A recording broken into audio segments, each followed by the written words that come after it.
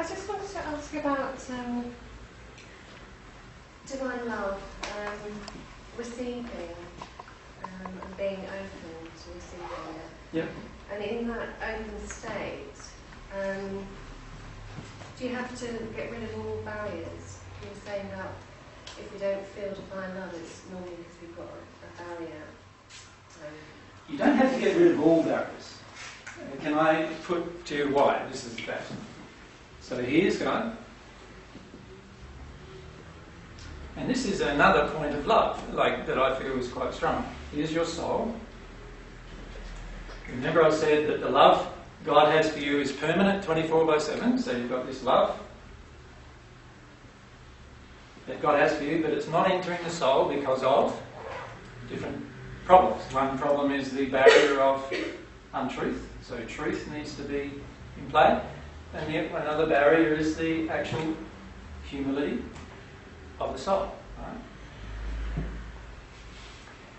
Now, if we look at that as a basic principle, what do we notice?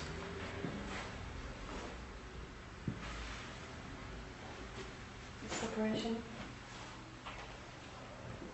Sorry? Get that answer?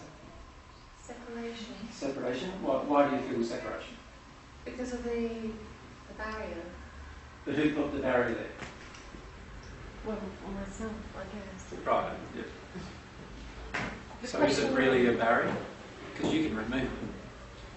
Yeah, but the dichotomy I have is, when you're talking about oversouling or spirits coming in and the need for protection, do you just remain humble or open and let it all pass through you, whatever it is that's being attracted to you?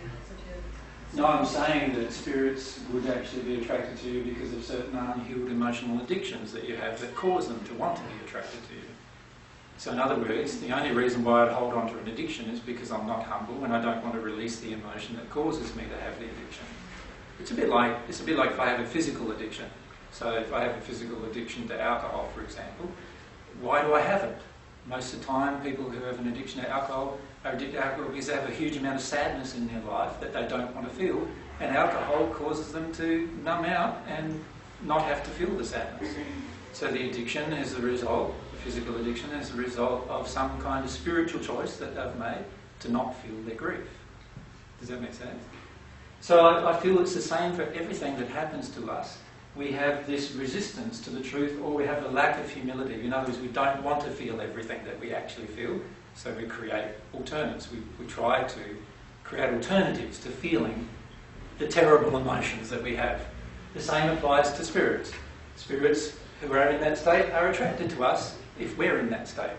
And so we eventually join with them, just like we join with people on earth. Same principle. But if you look at it from God's perspective, that is still very, to me, simple and logical. In other words, if I avoid an emotion inside of myself, that exposes me to other people around me who are also attempting to avoid the same emotion inside of themselves, or who have what I would call a sympathetic emotional attraction to that thing that I'm trying to avoid. And they will be drawn to me, and they will influence my life, whether they're physical and I can touch them and hug them, or in the spirit world where I can't touch them and hug them necessarily.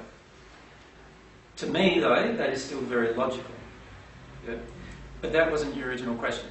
Your original question was? Yeah, I just am in confusion about whether to completely open up to humility and humbleness and, the yearning for divine love. Yep. Whether that leaves me then in the process of being open to everything that could happen to you. Receive it from coping people, just being in a vulnerable state. Well, this isn't the question born out of a fear of vulnerability? Yeah. Yeah. Now, can you see that if you release that fear of vulnerability, then you wouldn't probably have even asked the question? But what if you're really open and something happens? Then you feel it.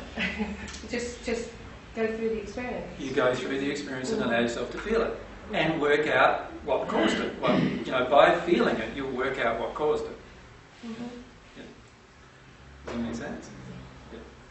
So that's my feelings as to what actually does occur, and that's what's occurred all of my life.